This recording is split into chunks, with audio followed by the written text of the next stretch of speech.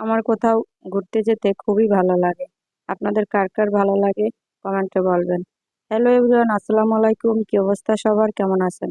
আশা করছি সবাই ভালো আছেন। আপনাদের দোয়ায় আমরাও ভালো আছি। ঘুরতে যাচ্ছি বড়ইবাড়ি চা বাগান, আমাদের এই জায়গার কাছেই গাজীপুর। সে জায়গায় ঘুরতে যাচ্ছি। বিখ্যাত সে জায়গায় নদীর তীরে মাঠা তৈরি করা হয়। মাঠাটা খুবই বিখ্যাত। সে জায়গায় নিজের হাতে তারা তৈরি করে। অনেকেই যায়, অনেক লোক যায় এই জায়গাতে মাঠা খেতে। নদীর তীরে, তুরাগ নদীর তীরে সেই মাঠা, বিখ্যাত মাঠা। আপনারা কে কে গিয়েছেন কমেন্টে জানাবেন, আর কে কে বিখ্যাত মাঠা খেয়েছেন তাও কমেন্টে জানাবেন। ভিডিওটা আপনাদের সাথে শেয়ার করব, সেই জন্য বড় ভিডিও নিয়ে আসলাম। আপনারা আমার সঙ্গেই থাকবেন, লাইক কমেন্ট করে শেয়ার করবেন। আমরা ঘুরতে যাচ্ছি, সেজন্য এই গাড়িতে আছি, অটোর ভিতরে আছি।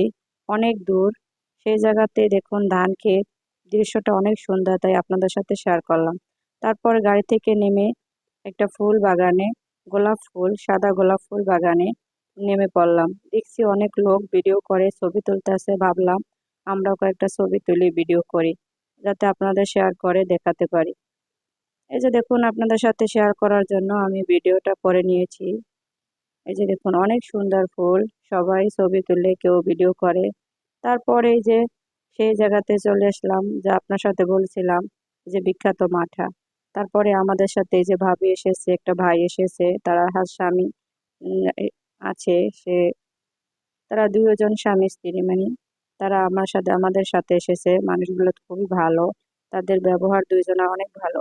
ভাইটা আমার হাজবেন্ডের সাথে চাকরি করে একসাথে, তাই তাদেরকে একসাথে নিয়ে আসলাম ঘুরতে, যাতে ভালো লাগে।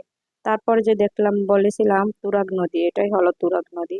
নদীর ভিতরে একটা পার্ক দিয়েছে। এই যে দেখুন নদীটা, রাত্র হয়ে গেছে সেজন্য ক্যামেরায় এমন এমন দেখাচ্ছে, সন্ধ্যা সন্ধ্যা প্রায়, তাই আবসা আবসা দেখাচ্ছে। এই যে দেখুন তুরাগ নদী, এই নদীর ভিতরেই এই পার্কটা দিয়েছে। দেখুন অনেকগুলো নৌকা থামানো আছে।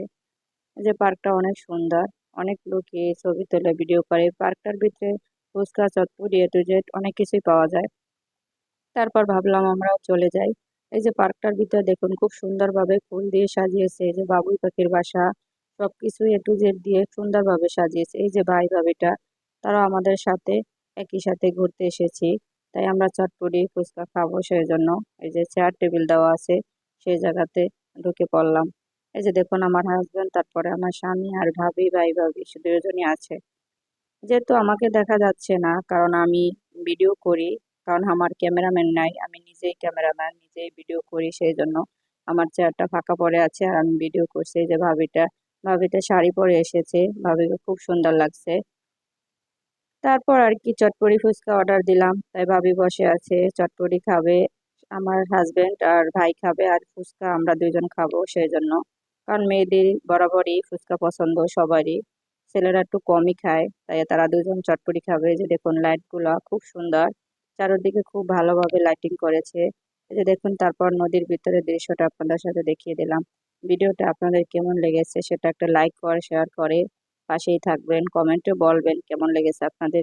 তারপরে এই যে ফুচকা এসে পড়েছে, তাও আবার ফুচকা বানিয়ে দেয়নি, বানিয়ে খেতে হবে। যেই হোক, খেলাম।